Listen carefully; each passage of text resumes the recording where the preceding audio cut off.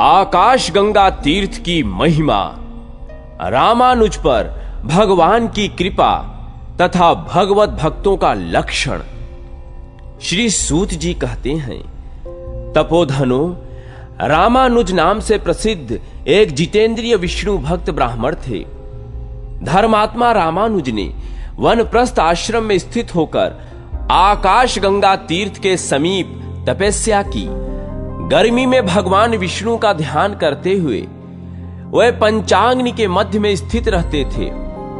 वर्षा में खुले आकाश के नीचे बैठकर मुख से अष्टाक्षर ओम नमो नारायणाय मंत्र का जप और हृदय में भगवान जनार्दन का ध्यान करते थे तथा जाड़े में जल के भीतर निवास करते थे। वह समस्त प्राणियों के हितैषी, जितेंद्रिय तथा सब प्रकार के द्वंद्वों से दूर रहने वाले थे।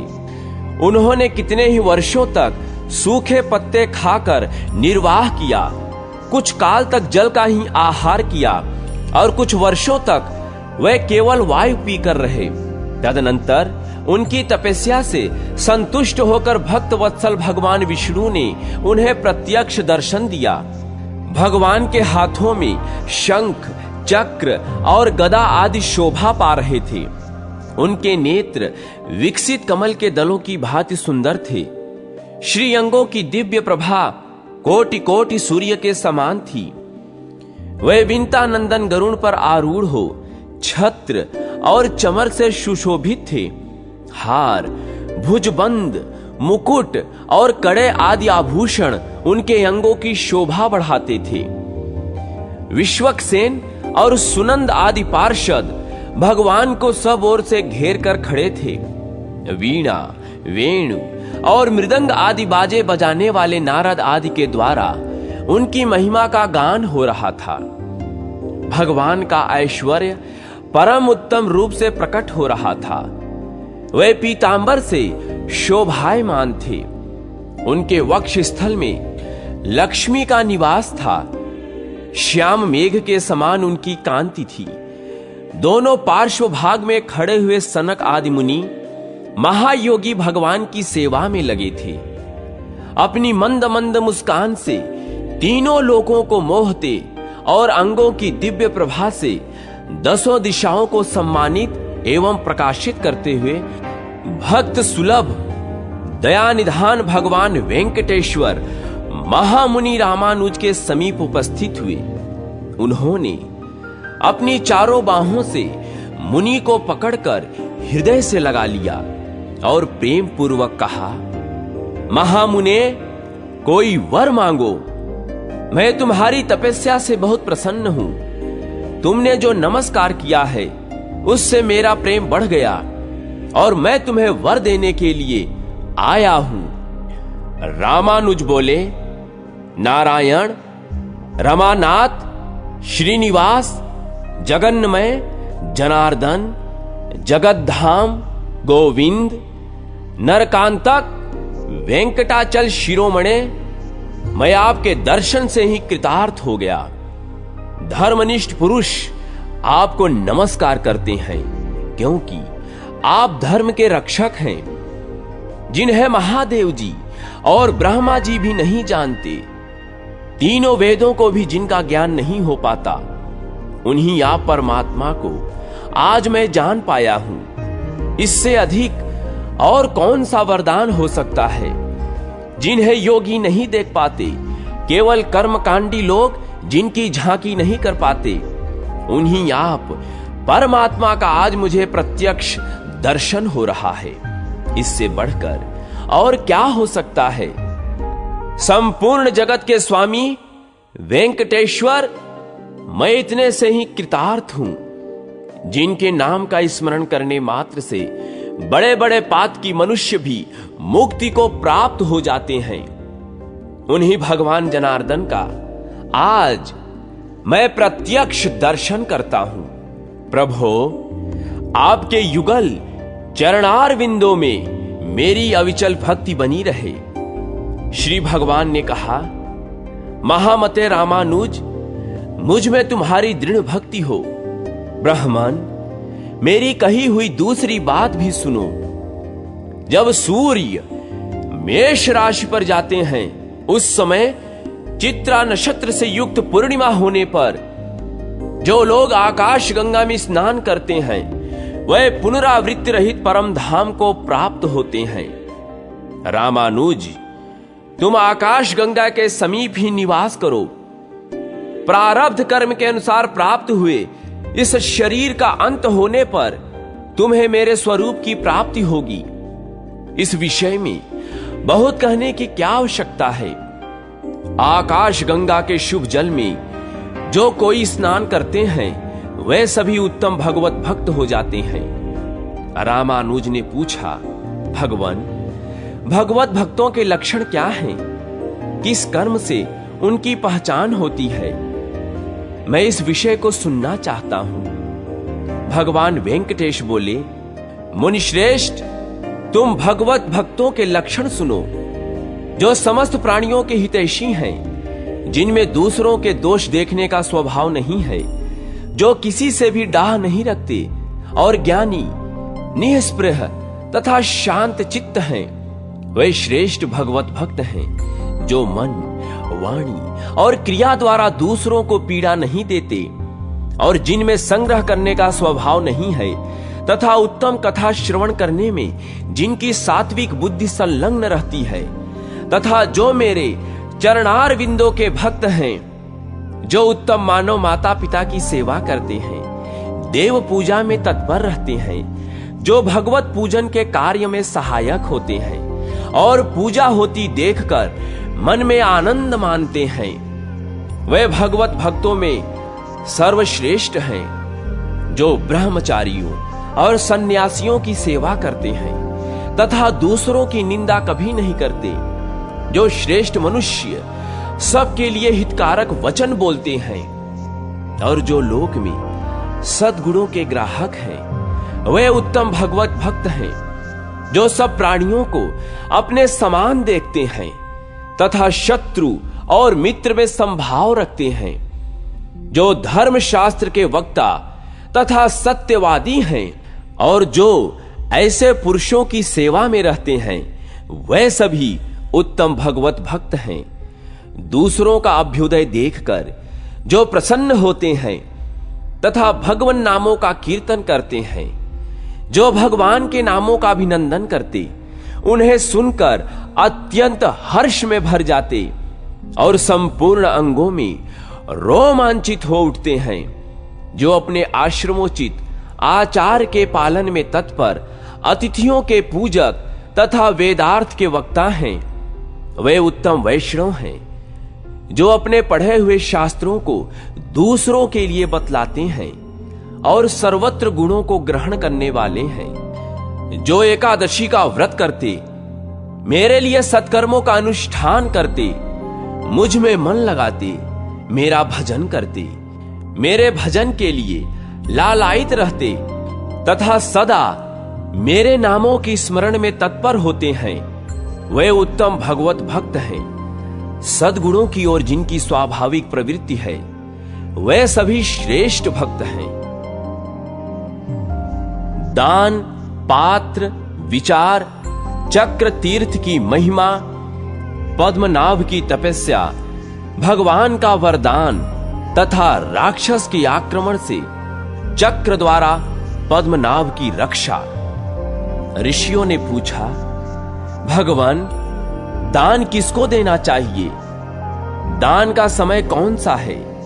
सूत जी बोले, द्विजरो, नपुंसक पुत्रहीन, पाखंडी वेद वेत्ताओं तथा ब्राह्मणों से द्वेष रखने वाले और अपने वर्णाश्रमोचित कर्म का त्याग करने वाले पुरुष को दिया हुआ दान निष्फल होता है।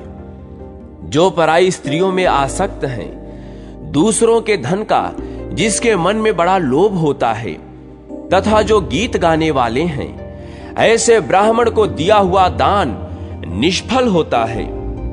जिसके मन में असूया, दोष दर्शन का भाव भरा है, जो कृतघ्न और मायावी है, जिसमें ज्ञान का अभाव है, जो सदा भीख मांगने वाला है हिंसक है, जो नाम विक्रय, वेद विक्रय, स्मृति विक्रय तथा धर्म विक्रय करने वाला है और दूसरों को सताना ही जिसका स्वभाव बन गया है, ऐसे ब्राह्मण को दिया हुआ दान भी निष्फल होता है।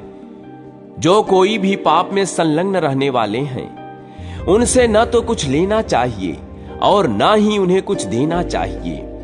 उत्तम कर्म में तत्पर श्रोत्रिय, अग्निहोत्री, जीविका विहीन दरिद्र तथा कुटुंबी ब्राह्मण को दान देना चाहिए। जो देवताओं की पूजा में लगा रहने वाला और पुराणों की कथा वाचने वाला हो, ऐसे ब्राह्मण को उनमें भी प्रायः जो दरिद्र हो उसे दान देना उचित है। पाखंडी, पतित, संस्कार भ्रष्ट, वेद बेचने वाले, कृतघ्न तथा पाप परायण ब्राह्मण को कभी प्रणाम न करें। जो स्नान कर रहा हो, जिसके हाथों में समिधा और फूल हो, जिसने जलपात्र ले रखा हो तथा जो भोजन करता हो, ऐसे व्यक्तियों को प्रणाम न करें। जो कलह प्रिय, अत्यंत क्रोधी, दमन करने वाला, जन समुदाय के मध्य में स्थित, भिक्षान्नधारी तथा सोया हुआ हो, उसको भी प्रणाम न करें। रजस्वला, व्यभिचारिणी, सूतिका, गर्भपात करने वाली, व्रत नाश करने वाली तथा अत्यंत क्रोध में भरी हुई स्त्री को कभी प्रणाम न करें। जो श्राद्ध के नियम में नियुक्त हो, देवताओं की पूजा कर रहा हो अथवा यज्ञ एवं तर्पण कर रहा हो, ऐसे पुरुष को भी प्रणाम न करें।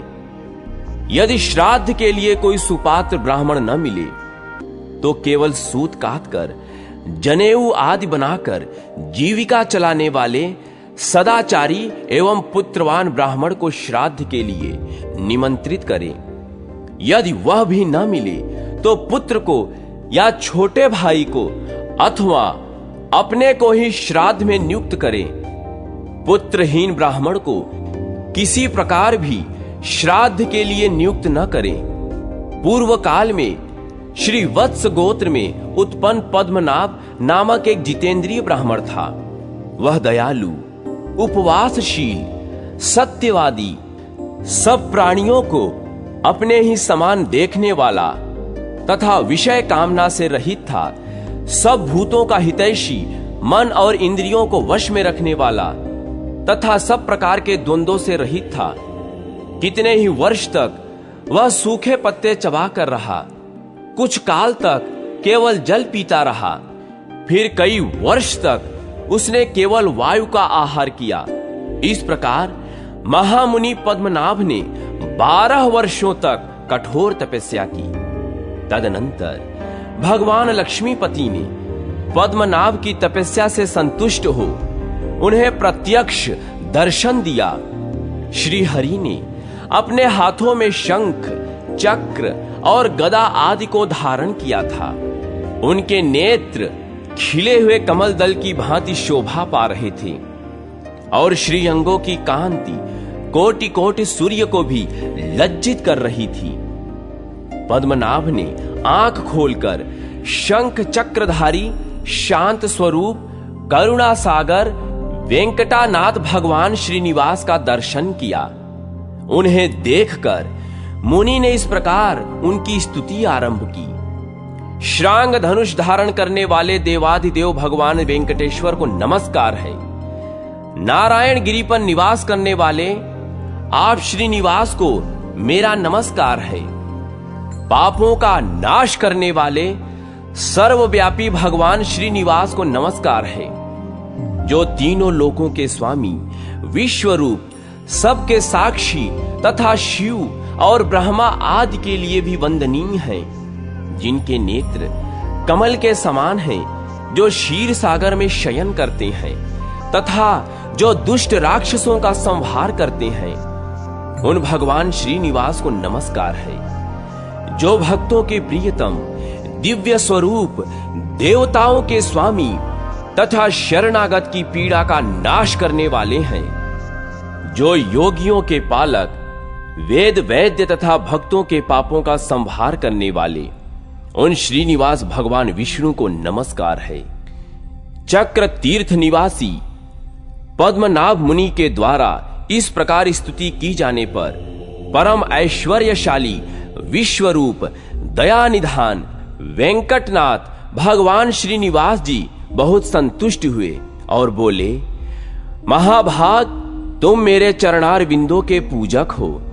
द्विज श्रेष्ठ, इस चक्र तीर्थ तट पर मेरी पूजा करते हुए तुम एक कल्प निवास करो। ऐसा कहकर भगवान वहीं अंतर्धान हो गए।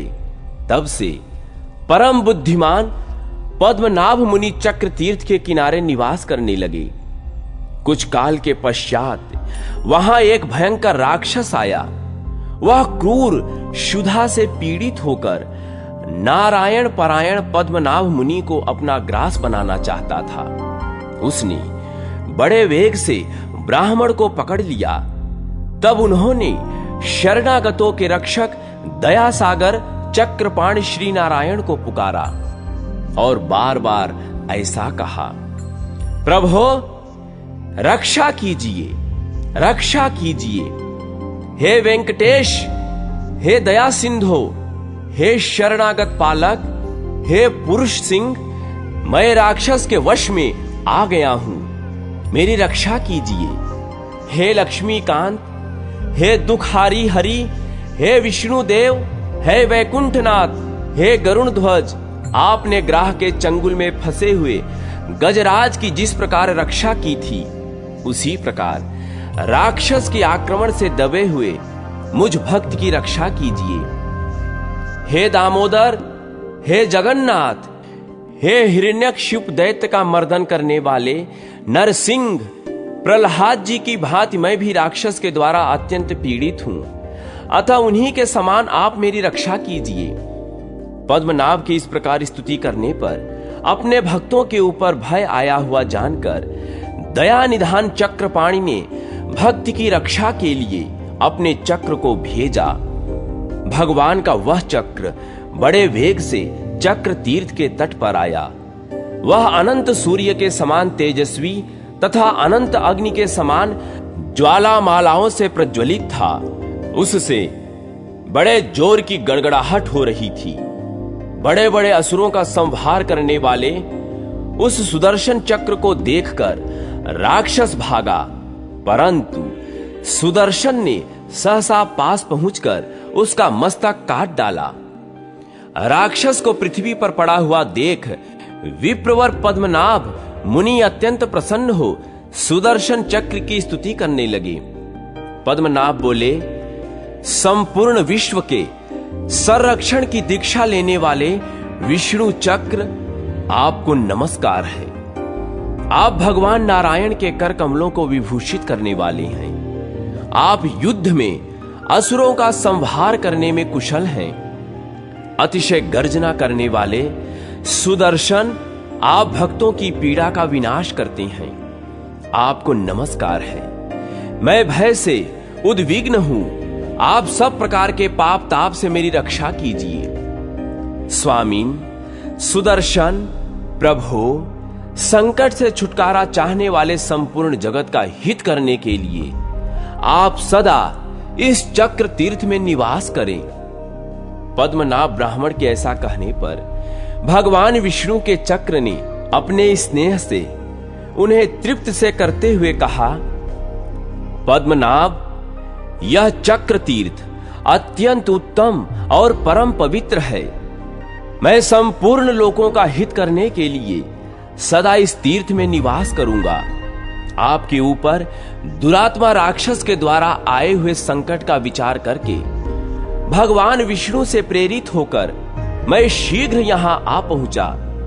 आपको पीड़ा देने वाले उस अधम राक्षस को मैंने मार डाला और आपकी उसके भय से रक्षा की, क्योंकि आप भगवान के भक्त हैं। विप्रवर, सब पापों का हरण करने वाले इस परम पवित्र चक्र तीर्थ में सब लोगों की रक्षा के लिए मैं सदा निवास करूंगा।